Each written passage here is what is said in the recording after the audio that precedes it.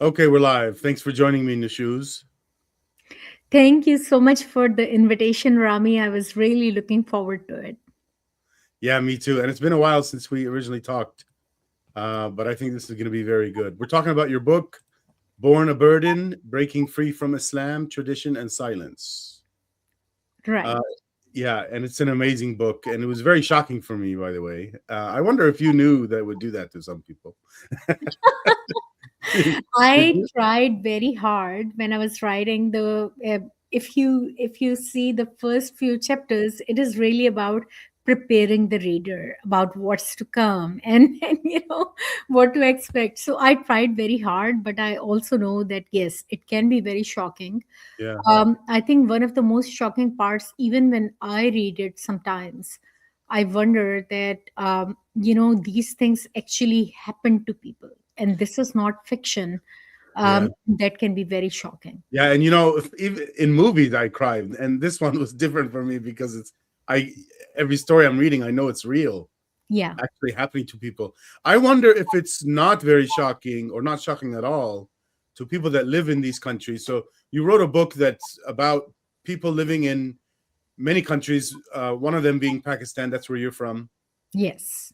but also many surrounding countries. But generally, just all Muslim majority countries, right? You didn't interview anyone from like America, Australia, or those places, or So actually, some of the people that I interviewed did immigrate to other parts of the world, and they currently live in the other yeah, parts yeah, of yeah. the That world. makes sense how you got But access to them. a Yeah, lot of the stories were from Pakistan, because that is where I'm originally yeah, from, and those are the peoples that I was connecting with. And to your earlier point, Rami, um, frankly, none of the stories that is in there, all the Pakistani readers, so far the feedback that I've got is that these are so common, unfortunately. Like everybody's like, oh, I know someone that yeah. something similar happened to, etc.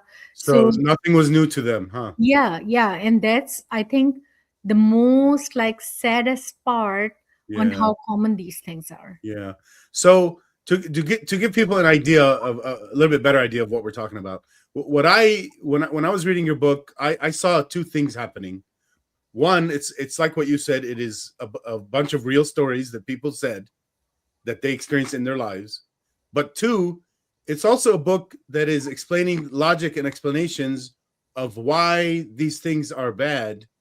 It's not just stories and accounts of people who said it's a philosophy book.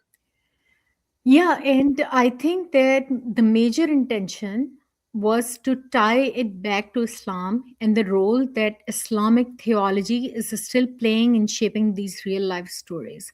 So the stories are examples of how, so how each chapter begins with introduction. What is it? What is the phenomena that we are going to talk about? Then it has a few stories, and then after each story, I have a little bit of interception on, here is the hadith, or here's the verse from Quran that stands behind this kind of practice. And then in the end, it every chapter has a conclusion which talks about what is happening globally. So it's not just in Pakistan.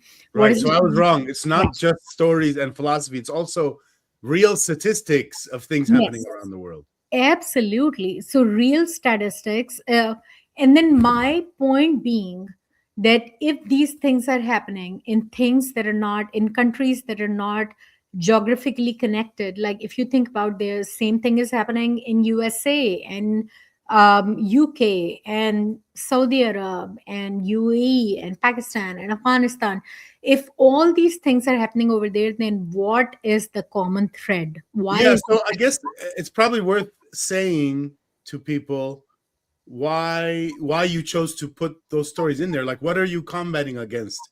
There's like it's like you're counter arguing an argument. What is their argument? What are they saying? So, the argument that I'm counter arguing is that it is not Islam, it is Muslims. It is a very common argument that we get to hear, that whenever you point that, okay, these bad things are happening in Muslim majority countries, XYZ, people are immediately like, oh, that's because people are not following Islam properly. And it's not Islam, it's Muslims. And the big point that I wanted to make in the book throughout is that it is Islam and how it actually goes back to the roots of Islam. And unless you are going to be intellectually honest about that, you cannot really hope for any kind of real reform. One of the stories, it wasn't one of the very jarring stories, but because it didn't have a lot of details, but it was very shocking to me in a different way. The story was, and this is in Pakistan, someone had received a prison sentence for blasphemy, Mm-hmm. and uh, and he had a lawyer. There was a court case. The lawyer was murdered for Yeah. accepting the court case. Yeah, Now, if I'm remembering the name right, I think it is Junaid Hafiz, if I'm right. And that person, even if I don't have the name right, that is all over the news and he's still in prison. And the lawyers don't even, the reason why I did not include a whole lot of detail is because it is such a prominent case in Pakistan, and the lawyers don't even accept those cases now because there is this yes, and that's advantage. their goal, of course. Yeah. Now, I see similar things like this in other areas of kind of things happening in the world. Like in the U.S., there's things that happen that are seem to be far above governments. Yeah. Um, where things like this happen, and then even in the news, they say, "Oh, we don't know what happened. It's not."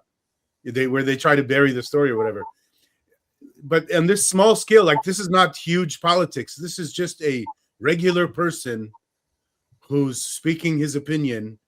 He's not a famous person. Is not a politician, and nothing like that. It's not really anything related to the government itself. But apparently, Pakistan sees this as like an attack on its government. Yeah, But and that's why they have a concept of blasphemy to begin with. yeah, it not just the government. Pakistan sees, like, just merely an allegation of blasphemy in Pakistan is a death sentence.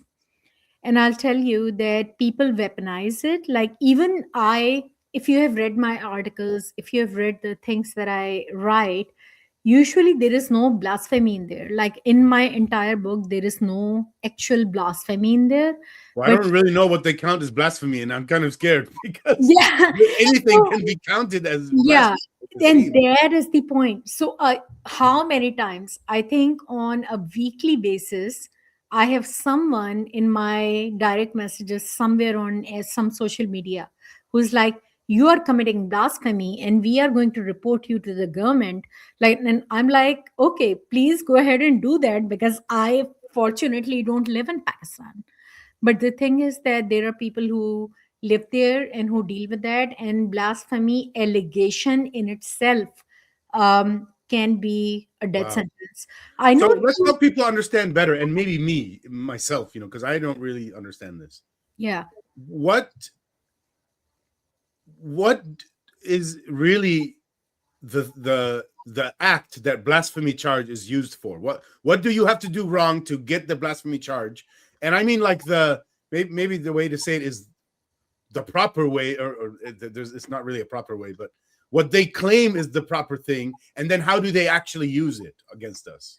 So, by definition, anything that insults the Prophet Muhammad is considered blasphemy. That is the definition of It's blasphemy. But interesting you mentioned Muhammad and not Allah.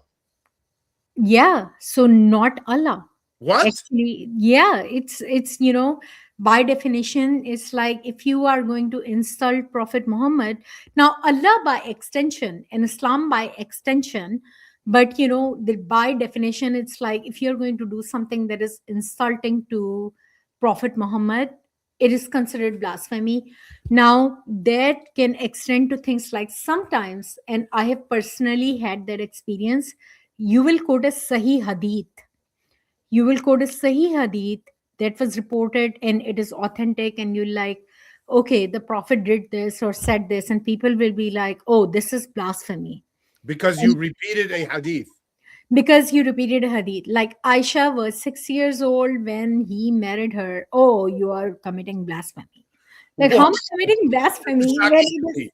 So just repeating back to them what they tell us Yes, is exactly. blasphemy. It's like just because you didn't say it with. Okay, I have a couple questions about this. The first one Okay. is when you say the definition or whatever, are you speaking only about Pakistan, or do you mean every country that is involved with Islam? No, no. I think that these things are so variable. Like, for example, in Pakistan, it's blasphemy or not apostasy, when there are other countries where it is apostasy and blasphemy. So, these things are so So you were speaking only variable. about Pakistan. I'm speaking only about Pakistan, but Yeah. here is the extension that I'll tell you. Though a little while back, there was an incident in Lahore, which is a major city in Pakistan, that there was a woman who was wearing a dress which had an Arabic word on it. The word was halwa. Now, halwa, as you and I both know, it means sweet. It's a dessert, and it has nothing to do with Quran. But people actually thought that it has something to do with Quran, which tells you that they cannot even read Arabic. And they came to her and they were like, oh, you are committing blasphemy by wearing this dress. And the police had to come and intervene. And otherwise, if the police was not there on time, she probably would have been killed by the mob. So that is the extent of fanaticism in Pakistan. Wow. Okay, and I actually don't remember what my second part question was, but maybe let's change gears a little bit. I Mhm. would like to talk about something about your book, which is, aside from the general structure that we're saying here in the content, it is very beautifully written. Thank Uh, you very the much. way, and I guess I'll be clear what my context is. I don't read much fiction, so there's not a lot of flowery language in what I read. I read just fiction. Um, a lot of times it's philosophy books or something, but I've never read a book that has like the poetic language that yours does. Maybe that's because of I'm not a huge reader. I don't know, but I just want to say one of the sentences so people know what I'm talking about here. So, quote: inequality rarely announces itself with violence. It whispers through inheritance laws and into marital expectations. I like how you switch from metaphor to literal all in the same sentence. Thank you so much. And sometimes it is, when I first read the book, when I first like read the book after writing it, like the first draft, I was like, I've been so angry. Like, reading this book makes me feel like I'm talking to an angry person. And then I reread it and rewrote it and reread it and rewrote it unless all of that went away. And I Oh think wow! yeah, this poetic quality I mean, that's the way came. a lot of people write their emails. They write their first draft, then they read it again and say, "No, no, no, I was angry. I was delete the fu," and that's what you did with your book, huh? Yeah, I mean, because leaving Islam, especially because my journey started um, with the quest of becoming a better Muslim. That's really where I started reading and where I started understanding, and that's how I came to the conclusion that it is actually Islam that is at the root cause of many inequalities and injustices that we see. Um, but that journey made me angry, and there is no like I don't have a second opinion about that. It took me time and more reading and more practice to actually overcome that anger and turn it into something more meaningful. So one or two things about that. Uh, a lot of people. How do I say this? Part of what I want to say is, why did you want to remove the anger? And then the second part is, a lot of people think that there's a good place somewhere, in some areas for anger. And why do you think none of that was in this book? Like, why do you think that all the anger should have been removed? So I don't think that I removed all the anger. Like, even the sentence that you just read, right? There is a certain degree of anger in that, but that Right. anger is contained. And why I like took the anger out of it is because I wanted to come from a rational place where I'm making a sound argument. I think that when we are angry, we tend to, like, sometimes let go of the reason. And if you read the book, it's like at no point, and I'm very proud of this fact, I don't think at any point in the book I let go of the reason.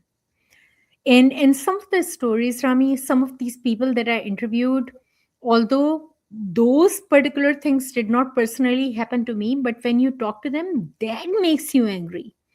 Like, that somebody had to go through that somebody actually lived this and lived this life, and what it did to them, that in itself makes you angry. But you cannot make a sound argument, and you cannot, like, you have to come from it from a rational place, and you have to be able to make a sound argument. So I don't think that you might have seen it, but on YouTube there is this wide debate that is circling right now. There is a very famous Indian poet, Javed Akhtar, who was Muslim, and then he is now an atheist. And he did this live debate with a Muslim scholar, which is around, does God exist?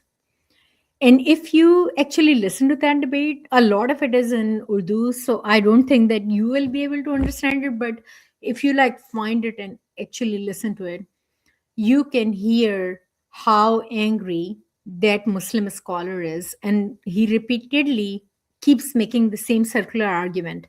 Well, if you say that there is no God, um, how did the universe come about? And why? And he's saying bad words about atheism, like he's not contained. So I'm like, even if you're trying to make a point, you're not coming at that point from a place of reason and from a place of containment. So to me, this is more comical, and it does not even make a sound argument. Do you see any? This is kind of off topic. Do you see any connection between anger and shame? Anger and change. Anger and shame. Anger and shame. Um, I mean, I do see the connection. They are both emotions, but I think that shame can be very um, subtle. Sometimes it can be very silent. Yeah. Anger can also be silent, but anger, on the other hand, a lot of times it makes us act, and it makes us speak out, versus shame many times silences us and makes us not act. Well, I think that sometimes when people are doing anger directed at someone else, they're trying to instill shame. Yes, Yeah. yes. I mean, and they are trying to. I always say that when you are getting angry in a debate, then you are just trying to become louder to silence the other person. That is never Yeah, a because good way. reason is not working, so you give up on reason and switch to Yes, yeah, yes. yeah. So I wish I said this at the beginning of this episode. I was supposed to say trigger warning. Maybe I'll move this video to the beginning. We Okay. gotta give a trigger warning, or maybe we don't. We're not gonna say a lot of details, but there's a few stories in this book that some people need a trigger warning for.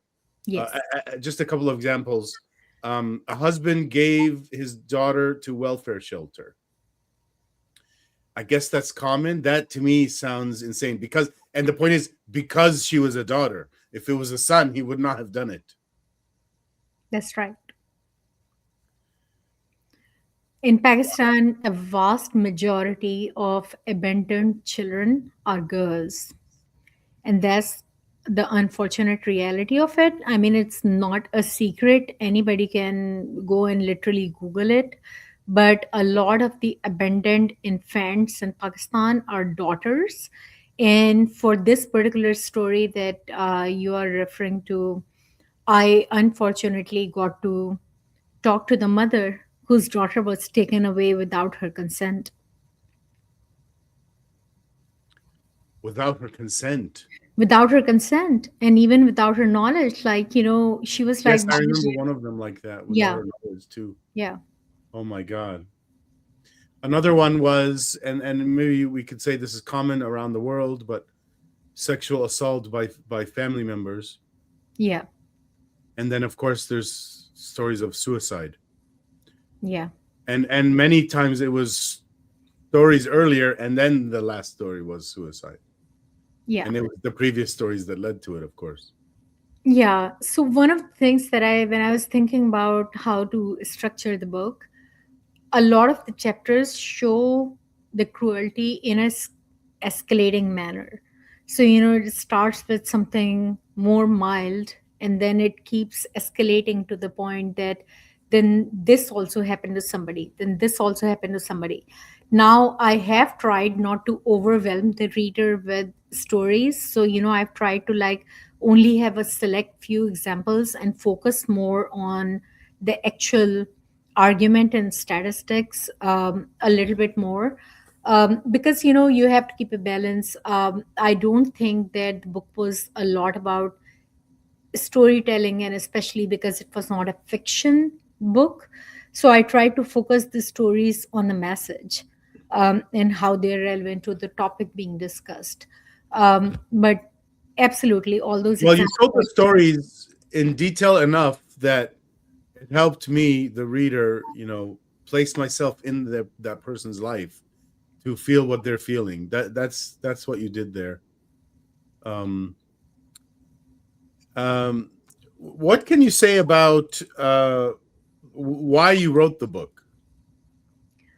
So I think that initially when I started, it was for my own catharsis, because I think that my own journey of leaving Islam, I wanted to talk about it and I wanted to put it down on the paper and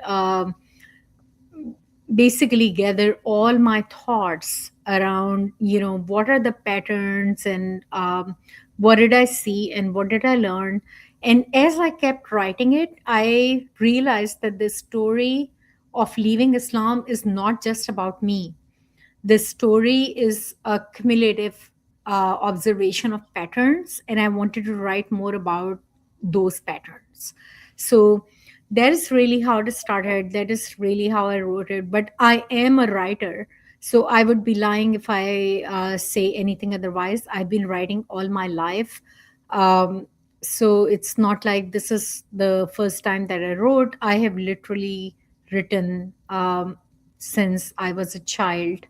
And writing is just something that comes very naturally to me. So just like your way of expression is that you have a podcast, I guess that my way of expression is that I write, and I wrote this book and I continue to write. Yeah, so it's like self-therapy for you. Yes, it is. And writing is a very real form of therapy. It does help you organize your thoughts and telling. I think that storytelling is a very powerful tool, and it is a very highly underutilized tool. So I want to focus my efforts on telling the stories, calling out the patterns, and coming at it from an educated perspective, where we can make a sound argument, and basically document the evidence and the statistics and the global situations. So the title of the book, Born a Burden, and then Mhm. when you start reading some of the stories, it's very clear what you mean by burden, and who is the burden. It's talking about the women, the young women, young girls being a burden to the family, the father and mother, I guess. But then you also have stories about men in there who were being abused, maybe to the same level as women, especially the men that were very different than the rest of the men, like um, a I can't even think of it, homosexual rather than the normal heterosexual. Those men are treated differently. Yeah, so and that's where I wanted to say that when I say born a burden, it is not only about women, it is about anyone who does not fit the mold. So I think that a man who is, some of my stories even talk about men who are not homosexuals, but they just look different, or they Yeah, look I like remember. not rugged enough, Yes. and they are teased and they are Yeah. abused, or Yeah. they don't want to be quote unquote providers, or they don't want to go into certain professions that are deemed more suitable for them, etc., and they go through the same thing. Yeah. So in the Western context, we use the word, he's not manly. And Yes. what you're saying is when you're not seen as manly, you're not fitting the mold and you're getting all this abuse. And I'm guessing, mostly we're talking about children because once you're an adult, I don't know how much abuse you can be getting from your family, but as children, you have no protection. Your parents are supposed to be protecting you.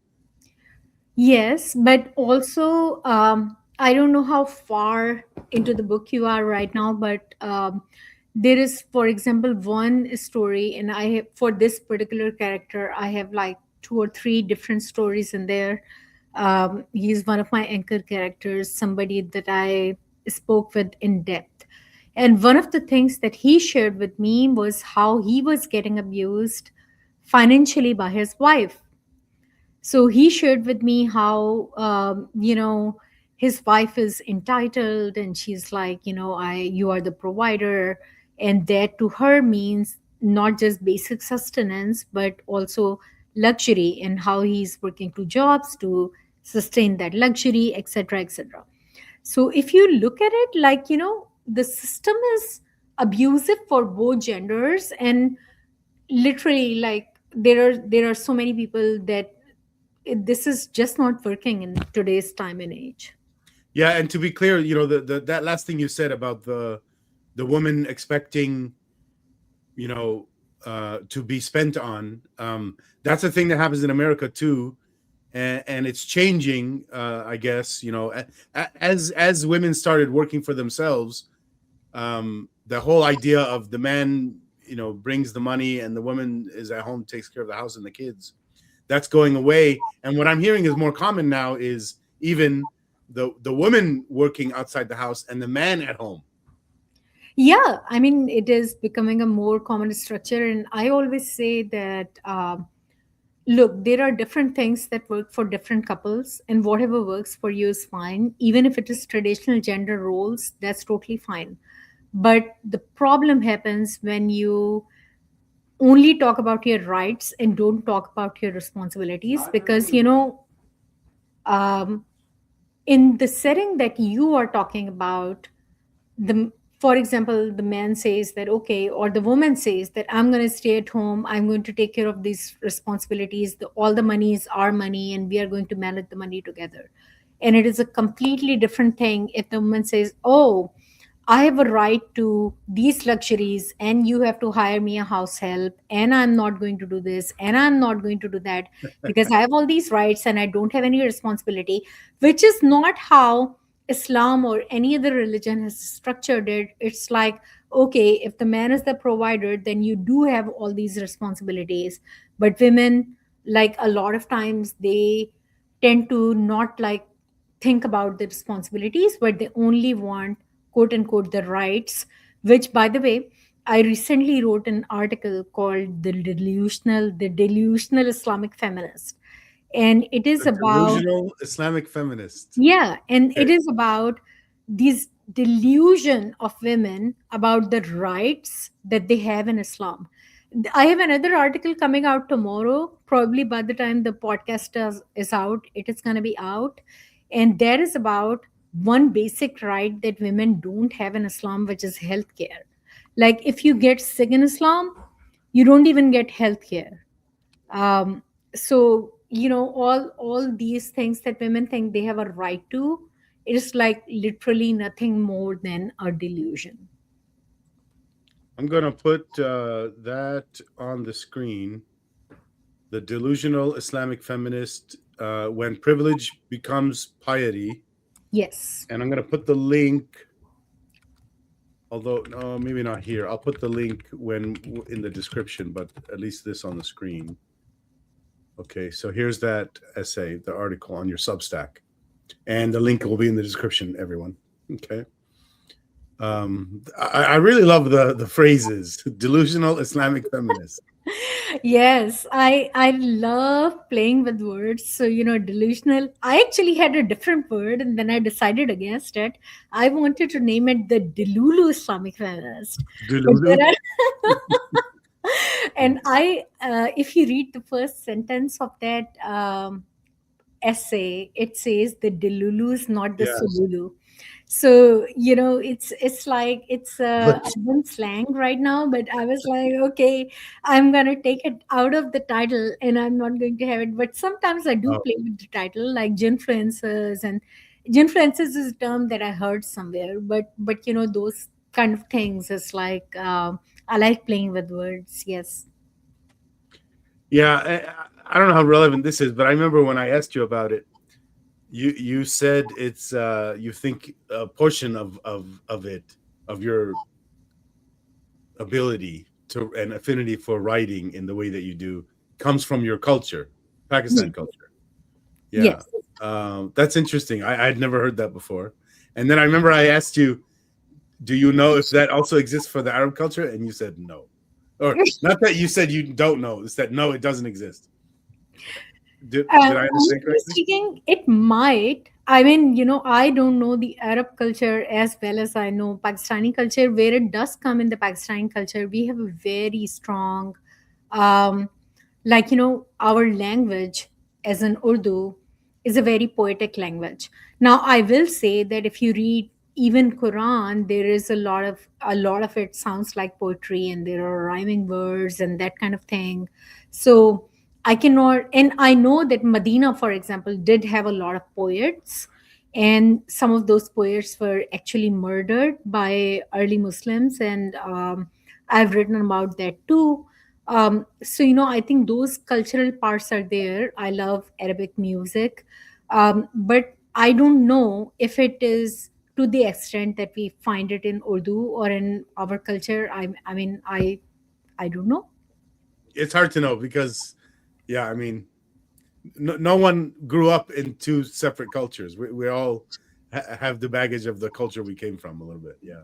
That's right. I mean, that is one advantage of kids that are growing up in places like USA, that they get exposed to multiple cultures growing up. Unfortunately, that was not the reality, at least for me. Yeah. Uh, I have is there anything else about the book do you think that the audience should hear that we haven't already discussed? I think one thing that I want to say is that there is no way um, to tie a book like this very cleanly and give a closure. But I have tried very hard and I've worked very hard that I don't leave my reader in a wounded state. Like, I basically give them some kind of closure. I basically give them some kind of, like, Hope. culmination and hope that how things are going on now, or what is evolving, what is not, while still being realistic. So I do want to highlight that that was something that I had to think very long and hard about, how I want to structure it and how I want to end the book. Um, and frankly, I am very proud of what I ended up creating. I think that um, it did exactly what I wanted it to do, and I want to continue doing the work. That's nice. It's like you're talking about the difference between or the between optimism and pessimism. And I think what you're saying is, you wanted the people who read the book to end with, I guess you gave them optimism through the book, but also you don't want to give them fake optimism. Yes, that's right. Yeah, which I fear. I wonder if I do that sometimes. Give people fake optimism. And it's hard too because I found myself to be very optimistic, but that a lot of times it's before I learned about something really horrible. You know, Sometimes what we say, what we call optimism, is just like you are saying, we are not fully informed. We don't know everything in and out, and that's why we are optimistic about it. I will say though that there is, I think the biggest reason for people like us to be optimistic is the rise of resistance. There are people who can see through the truth, especially in the younger generations. They have more access to information. So I'm very hopeful that more and more people are going to see the truth and speak the truth, and that's a real reason to be optimistic. yeah, that seems like something good for future people. What about what do you? How should somebody feel about their own situation when there's the kind of person that's in these stories? It depends on really what the situation is. I mean, that the book has some stories where the person unfortunately ended up getting killed and ended up like in a very bad situation. But for people, I think that people who do have a desire to get out of bad situations can strive towards that, and that does happen many times. But there is something which is very very important. Those people have to be honest to themselves. If they will keep telling themselves, oh, it's not Islam, it's actually Muslims, they will keep getting up trapped again and again in this similar kind of bad situation. They will keep falling for the lie. And I think that it is very important when somebody wants to change their situation to be honest. Yeah. Since we're trying to give advice to people, do you have advice for people about the other kinds of hardships that they have that are not directly immediately happening from their family members, but it's more uh because of old interactions with their family members? So like general fear of hell, or feelings of guilt for things you don't even think you did anything wrong about. So I think that getting rid, and basically what you're talking about is deconstruction, deconstructing the religion and the fears and the shame and the guilt that comes with it. um, in my experience, everybody has their own journey of getting there. And I think that we are putting more effort into bringing forward facts and bringing forward point of views as to um, why we should not be afraid of hell, and why we can do the right thing and find our morality without the religious compass, etc. So I think that a lot of reading and a lot of thinking is probably what my advice is going to be. Keep asking questions. You are not wrong. Um, and one thing that I always say, there is light at the end of the tunnel. So you have to keep walking. One of my articles on Medium talks about the neurological journey of apostasy, like when somebody believes in religion and neurologically what actually physically happens in your brain when you're leaving the religion. And it is not pretty, because the way our neurons work, um, we keep hearing the repetition of the same thing. They train the fear center of our brain before it really has the capacity to think logically. And when that happens, a lot of times, the deconstruction, we are going against those highways in our brain and basically building new bridges, basically building new neural pathways. And eventually it does happen, but it's a very painful journey. So even in that article, I said that like a phoenix, you can rise from your ashes. You have to give it time. You have to keep walking the path. You have to understand what is happening and how it is going to happen. And you have to remember one thing: the burning is temporary, the liberation is eternal.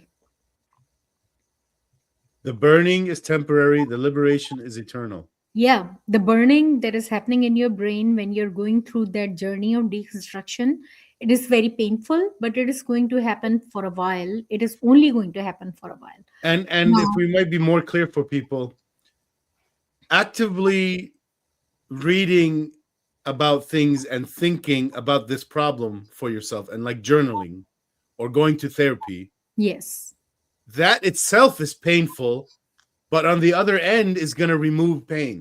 yes, it is going to remove pain at the end of the day.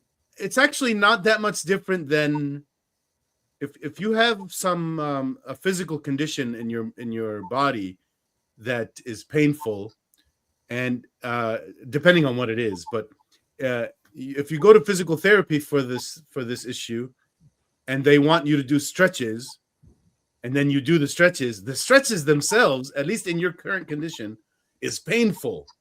But Yeah, on the other end of doing this work, you will have removed pain. And if you don't do it, the pain is only going to increase. that's right. And, in my mind, the journey of deconstruction usually starts with a starting point. So, second chapter of my book is called The Seeds of Doubt, and that is what it is about. There is usually something which makes us start thinking like something is wrong. Why is this happening? And some of us, like, the fear stops you right there. The fear of apostasy, the fear of blasphemy, the fear of, oh my God, I cannot even question this. I cannot even question, like, where this coming from, because there is something bad that is going to do something bad to me. Um, but once you get over that fear, if you continue to question, if you continue to learn, if you continue to, whatever works for you, journaling works for me, writing works for me, for some other people, talking works, for some other people, it's discussions, it's therapy, like whatever it is, however your brain functions to process that the best, you have to continue doing it, and you have to continue walking, and you will find your way, you will find your path one way or the other. Yeah, I wonder, because there's a lot of people like this, like for example, in the ex-Muslim subreddit, where they talk about their fear of hell, and you find some people, or the majority of them, you barely see them talking. So they talk a little bit, and then they're mostly never talking again. But Mhm. then you find some people talking a lot, and they're talking about their fear of hell, and they're putting a lot of effort. It's clear, you can see all of their posts. They're putting a lot of effort, but they're stuck. And maybe I'm wrong. Maybe they're not stuck. Maybe they're making real progress. Maybe it hasn't been a long time. Maybe it's only been a few months, and that's not enough time. I don't know. What was the journey like for you, especially when it comes to how long it took? So, in terms of how long it took, for me, I think the journey began the same way, like I was saying, like it begins for many people, that at one point I myself believed that there are people who do bad things and they're bad Muslims, but it's not really Islam. And I kept reading and I kept learning to justify essentially what I thought that I knew. And the more I read, the more my critical thinking just kept getting kicked in. And I was like, this is not right. This is not right. And the more I read, the worse it keeps getting. And then there was a point, there was a day that I opened the Quran and I was reading the Quran. And I realized that in my heart, I knew that these are not the words of God. These are not the words of God. So that fear of hell did kick in. And I was like, I am questioning this. And am I going to go to hell? And then here is what I realized. I was like, I am a woman. So the prophet said that women are most likely going to hell anyway. So that's probably where I'm going anyway. And if everything that is written in this book is right, then majority of humanity is going to be in hell anyway. And then the other thing was that I was like, okay, all the poets, all the singers, all the cool people are going to be in hell. So what am I going to do with a bunch of Islamic scholars in the heaven? Like that's not even where I want to be. Yeah, I've seen that kind of talk before. But when you had that thought, I'm imagining in that moment, you don't have a fear of let's say burning. Like I don't know exactly what their fear is. You know, I you think you that you seem to not be worried about the fire. I was not worried about the fire. Like once I realized, so here is the best example how I can explain it. If you're reading book and you know that it's a fiction book, then you assume that all parts of it are fiction. Okay. Some of them, so when I knew that the book that I'm reading is not the word of God, then rationally I knew that all of it is fiction, and essentially it is coming from a place of, I will talk a little bit more about heaven and hell in a minute, but that's basically where it started. I was like, okay, this is all fiction, so this does not even So it sound. sounds to me like you're saying that the moment that when you read the Quran, you felt in your heart this can't be from God. The moment that simultaneously you also didn't have a fear of hell anymore. I did not. From that moment on, I never questioned that what if. And when somebody asked me, like, there are people who ask me, like my mom, and she'd be like, what if, you will end up in hell? And that's my response to her. I'm like, okay, I'll end up in hell with like 90% of the humanity. I'm fine with that. I don't have a problem with that. So. Yeah, I take a different route when people approach me like that. I say things like, "Well, hell is impossible, so I'm not worried about it." And I But say it like this now too. I'm trying to bring the language down that would help people, and I say things like, because they use words like, "Well, it's possible. It's possible that they're wrong. That Islam is not really from God. It's possible that hell exists." And I say, "No, hell is not possible. This in the same way, it's not possible for 1 + 1 to equal 3, or for a circle to be a square. It's not possible." And I talk about things like that the concept of hell requires the concept of soul. The concept of soul requires breaking the laws of physics, because it has to do with energy, and there's not infinite energy in the soul. Anyway, I say all, but those things don't seem to help people. I I've usually noticed. just like joke about it. Like I'm at the point where I just joke about it. For example, with my mother, I tell her that you were not super obedient to my dad, so you will probably end up there anyway. I'll see you there. You tell her you're going with me. I do see a lot of that kind of talk. They just embrace it. Say, fine, we're going to hell. That's better, anyways. Yeah, exactly. And I do believe that if there is an actual hell, I would rather be in hell than be in heaven. You know what is so funny? A little while back, I traveled to UAE, and over there it was summer, and I realized something about hell and heaven. You know how when I looked at the history, the way different cultures and different religions have described heaven, I think it is heavily influenced by their geography. So if you look at Islamic heaven and Islamic hell, like Islamic hell is like, oh, it's going to be a very hot place and it's going to be fire. And I'm like, yeah, it sounds like they're describing Abu Dhabi because it is like super hot and you don't want to be out in the summer. It really feels like it's fire, it's going to burn you. If you think about it rationally, even being in a very cold place can be equally painful. If honestly, to me, if you give me a choice between being in a very hot place and being in a very cold place, I would rather be in a very hot place. So you think So, maybe there's a conception of hell where it is frozen? I mean, it can be. I if hell was real and if it was a rational thought, it would have been that parts of hell would be very cold and parts of hell would be very hot. But that would not make sense to somebody living in a 7th century Arabic desert. And they are like, okay, hell is going to be a super hot place, it is even going to be hotter than where you are living right now. And the person is like, oh my god, I don't want that. I really don't want to go to that place. Okay, so now what about on the side of unearned guilt, feeling guilty for things that the Islam says is wrong, but you don't see it as wrong, and then the idea, and you even feel the guilt before doing it, even imagining yourself doing it. So when, first of all, did that go away for you? I'm guessing it did, but then when did it go away in relation to the fear of hell, and when that went away? For me, it was a quick process. There was a while after, for example, leaving Islam, that I would still not drink alcohol. And frankly speaking, I still don't drink a whole lot of alcohol because of health reasons. But I But not can out of drink a feeling glass of shame. wine. What is that? I said, but not out of feeling shame.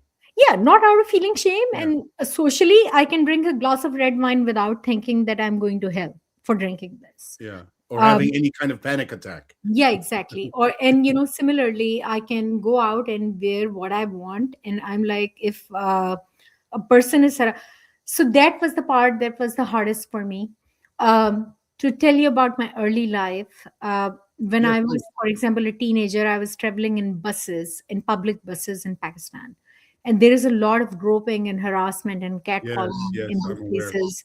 And if initially I was like, maybe it is because what I'm wearing is not right.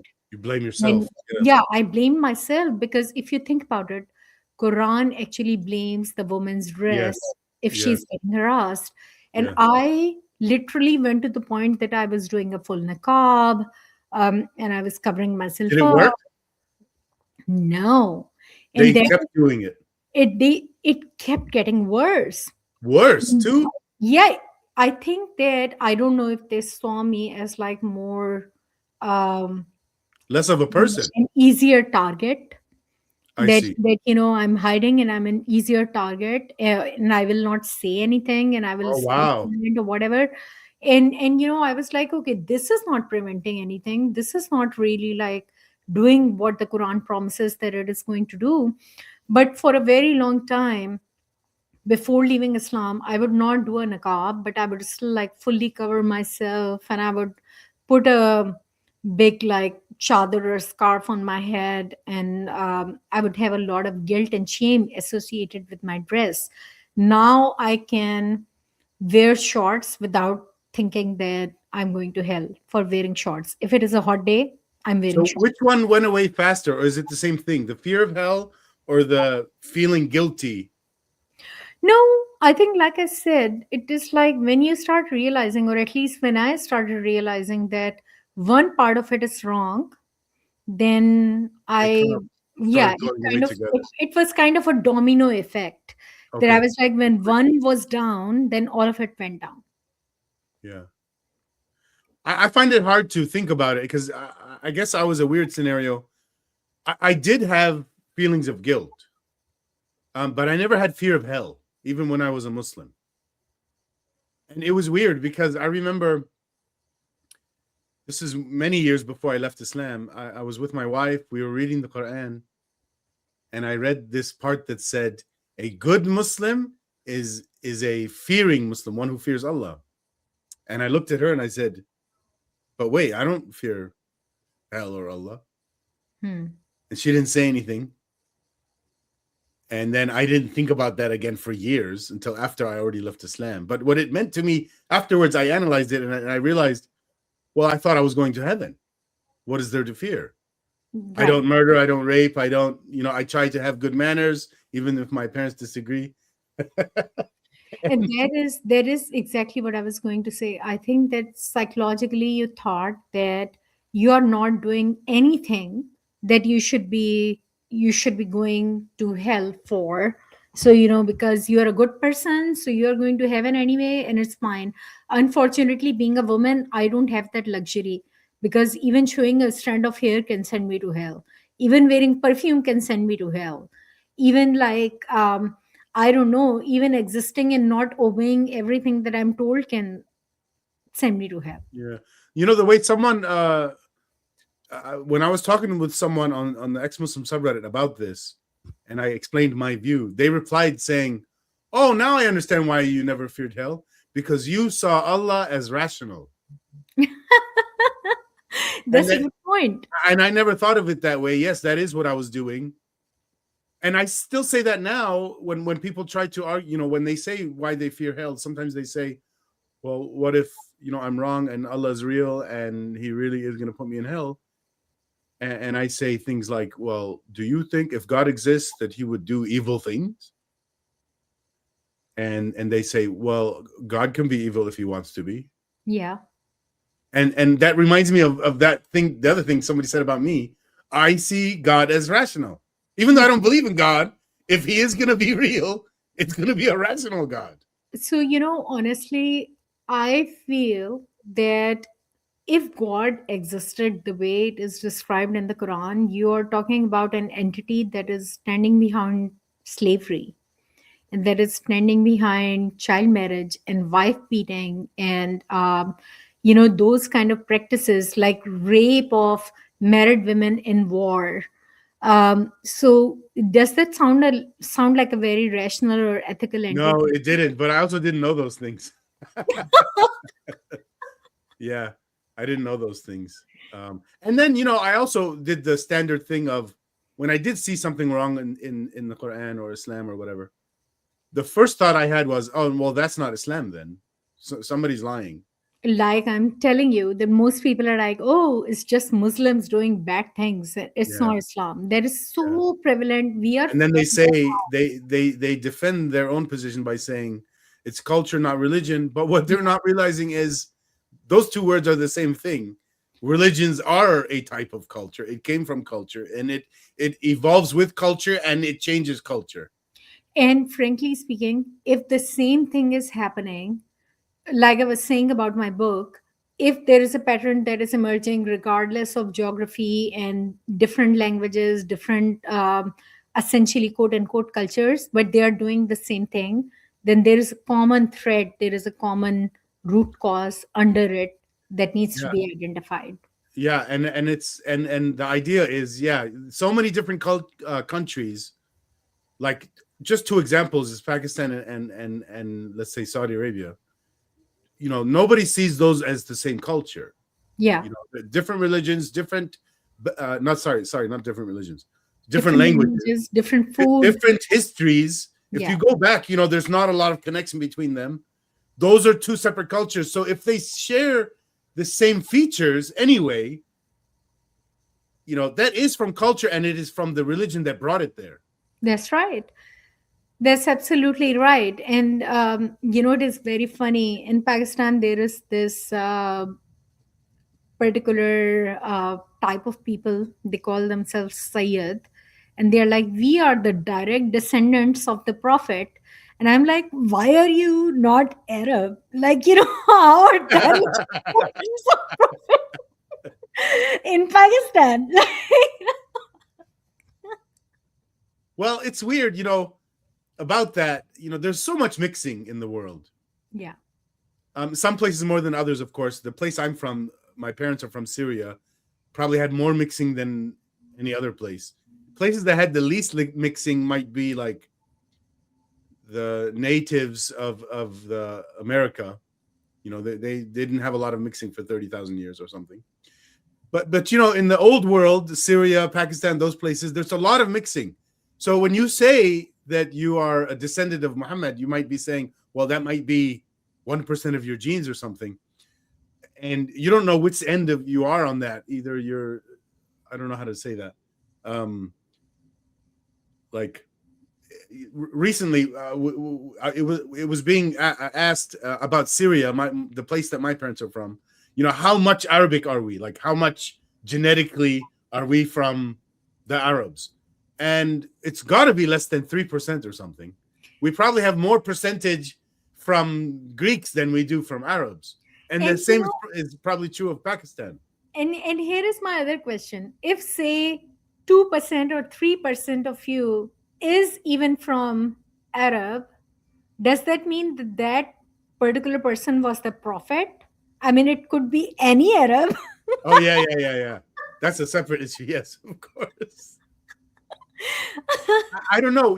A lot of people in the world have 3% of their genes from Genghis Khan. Yeah. I don't know if we should be, celebrating that, or I don't know. It's really weird. Yeah, that wasn't a good man either. No, no, absolutely not. And either being the operative word. Yeah, yeah. Yes, meeting Muhammad also. Yes, yeah, yeah. I wonder who was worse for humanity. I don't know. I There also is wonder how our world could have, you know, progressed in how whichever way and not have people like that. I don't know. I unfortunately feel like there are always good people and bad people. I mean, when you think about the Nazis and what Hitler did, I mean, there are always those people that you were mentioning, Genghis Khan, and even Alexander the Great, and all. His conquests and all the people who got raped and murdered and whatnot and those.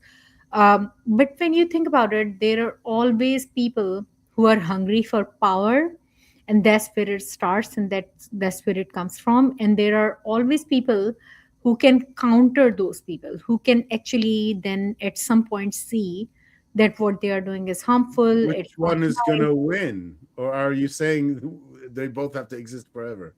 I mean, it depends on how strong the forces become and which one dominates. If you think about it, um, some people still act like Nazis, and some people still want, like, agree with their policies or their actions or whatever. So, unfortunately, those people do exist, and the best that we can do as a society is to identify them and make sure that they cannot act on their crazy ideas to hurt others. That's the best that we can do. Yeah, I think maybe we're losing though.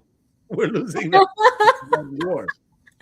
I mean, we just have to keep fighting. We just have to keep speaking. Yeah, well, if you look at history, most of it or all of it or something, there are people who have studied this and they argue, like Steven Pinker is an example. He argues that if you look at the statistics of all sorts of bad things that happen, like like you know assault in a family, or murder between two people, or wars in general, or lots of different kinds of statistics, and he says in general it's going down, meaning like average per capita. So our population increases, so but percentage of these things happening per person is going down over time. So according to that, it sounds like we're winning. Well, I mean, I always am a little like thinking about, is it actually going down or is it getting reported less? Because if it Well, is my getting guess it's reported getting reported less, more in general. yes, I think so. I think that right now the world was, at least until a few years back, going in the right direction. I don't know what is going on right now, so I'm going to reserve my thoughts there. But yes, I think that generally, as the world is getting more connected, and as we can talk more, and as people have less ability to hide and they can be challenged openly, I think that things are improving. Now, the unique challenge that we have in Islam, though, is that the challenge itself is not accepted. Like we were talking a little while about blasphemy laws and apostasy laws and this kind of thing. When you have a very toxic ideology which wants to silence any voice of dissent, it really does not allow any room for disagreement even, then it becomes a different kind of It challenge. sounds to me what you're describing, if we're talking about a country, you're talking about a dictatorship. Yeah. And the Is entire that how religion, Pakistan functions? frankly, yes. I mean, in Pakistan, dictatorship, even politically, keeps coming back after every little bit. It just keeps changing uniform and coming back. But Yes, Pakistan is not a democracy. Do And they claim to be one and it just acts like a dictatorship, or they're openly dictatorship? so for the last several years, they just claim that they're a democracy, but they are not really a democracy. But before that, like up until I would say 1980s, they were openly a dictatorship. So just for people listening, so they know what we think about this, even in America, and maybe I shouldn't even be using the word even, because maybe we're not so special here. But a lot of Americans think America is special when it comes to freedom and democracy. I don't think we have a lot of freedom, and I don't think we really have a democracy. We have what they want us to think is a democracy, but it's designed to be a way where a few people can control things. So then I have, and that's clearly I'm being a little bit pessimistic about my own country. So I'm even more pessimistic about Pakistan. But we're trying to fix it. Actually, I'm involved in a group where we're trying to improve democracy worldwide. And it's because the reason we're doing this is because we feel like our own country is not doing it for itself. So one thing that I'm gonna say, having lived in both places, I would rather be. I totally hear you. It is not perfect, but there is not even a comparison between a place like Pakistan and a place like US. I would much rather be in US all day, every day, any day, compared to being in Pakistan. Oh yeah, I'm never leaving the U.S. I'll be clear. I mean, unless things get worse or something. But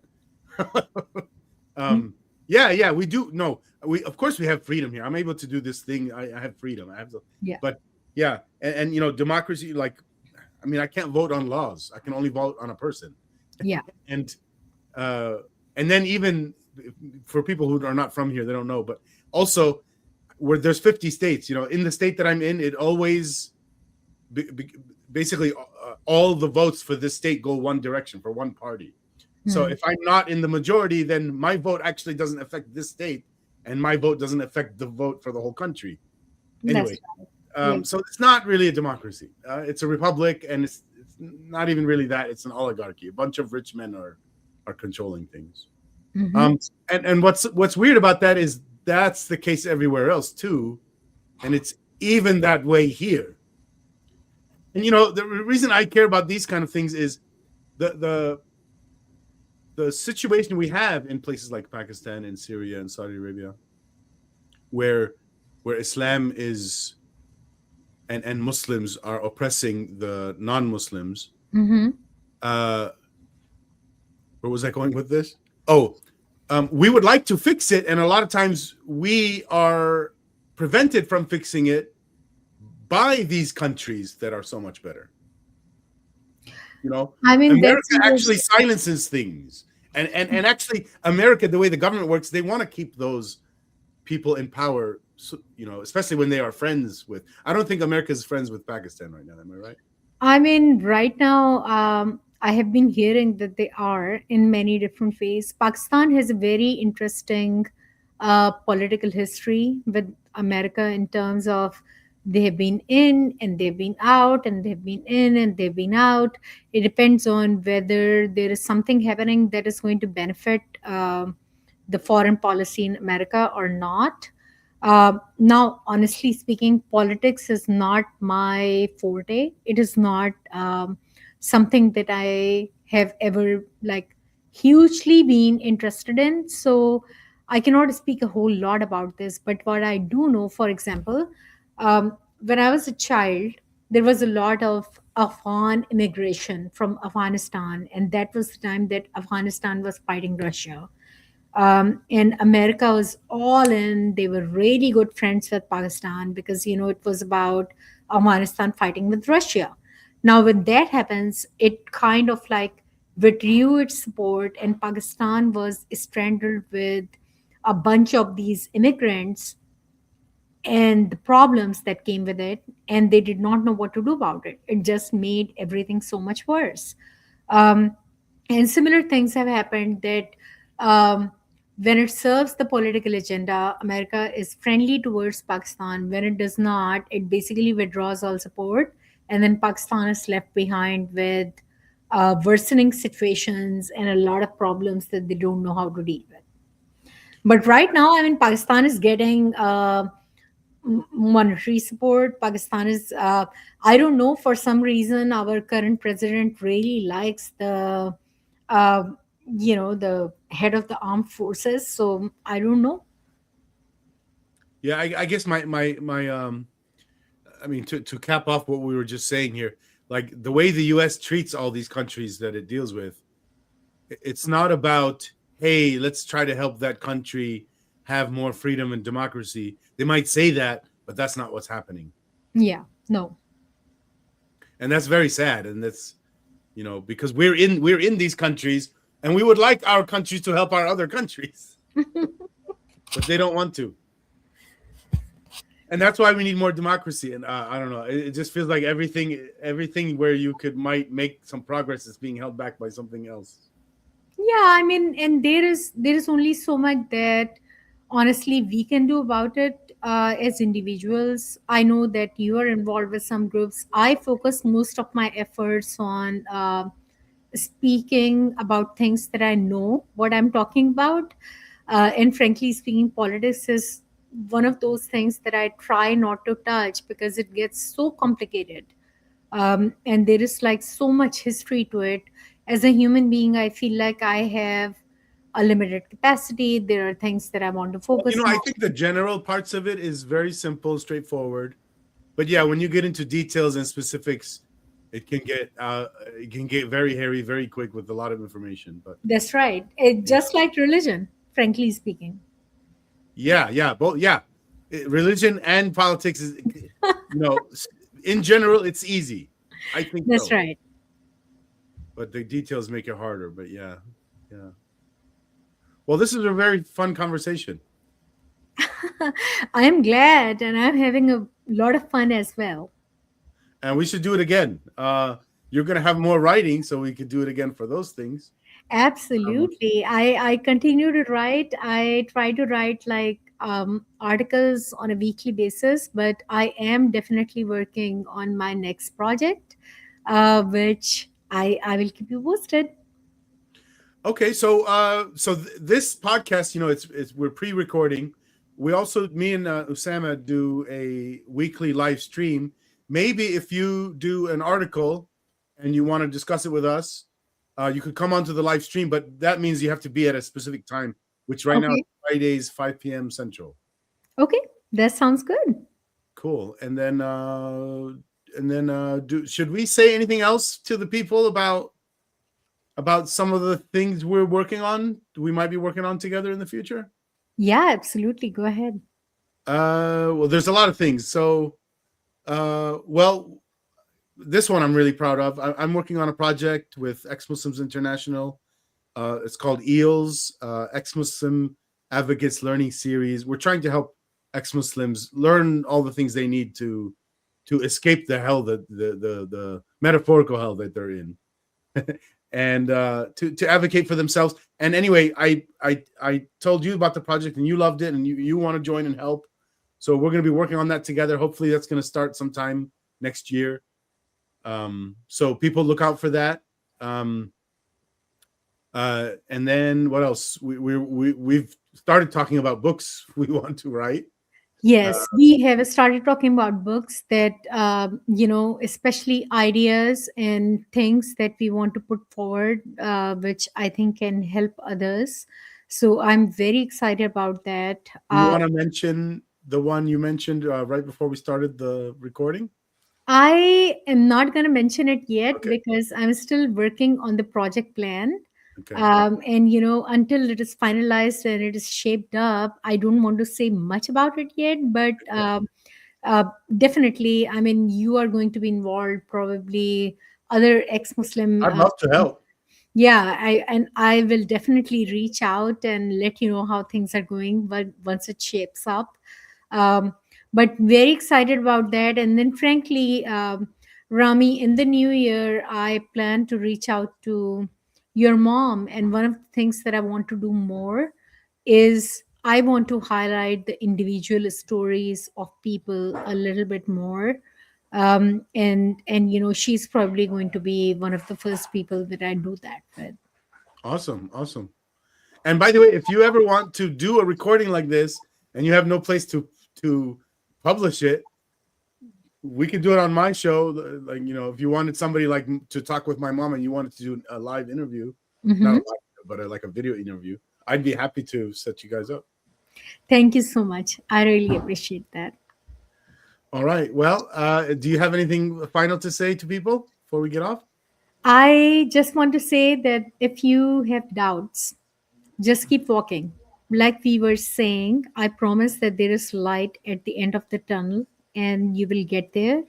And if there is anything that we can do to help and support, please reach out to us. Yes, please do. That's a good last final point. All right. Thank you, Nushuz. Thanks for coming on, and see you next time. Thank you so much, Rami. Thank you. Bye-bye.